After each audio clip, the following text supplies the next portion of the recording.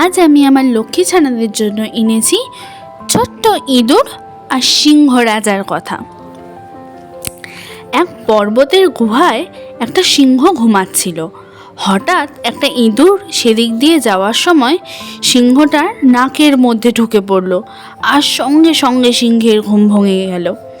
সিংহটা খুব রেগে গেল।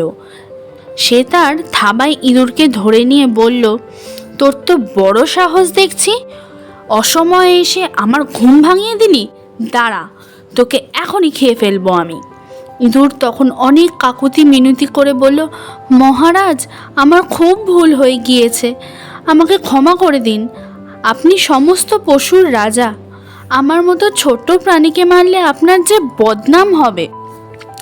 সিংহ সামান্য হেসে ইঁদুরকে দয়া করে ছেড়ে দিল।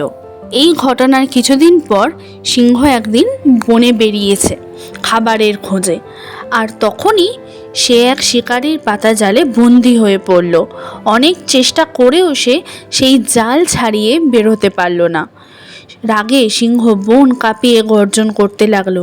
তার গর্জনে সমস্ত বন কেঁপে উঠল। সিংহ যে ইঁদুরের প্রাণ রক্ষা করেছিল, কিছুটা দূরে সেই ইঁদুরটি বাস করত। তার কানে সিংহনের গর্জন পৌঁছে গেল। সঙ্গে সঙ্গে ইঁদুর প্রাণদাতার ডাক চিনতে পেরে ছুটে এলো, আর তার বিপদ দেখে একটুও সময় নষ্ট করলো না। ইঁদুরের জাল কাটতে লাগলো তার ওই ছোট্ট ছোট্ট ধারালো দাঁত দিয়ে।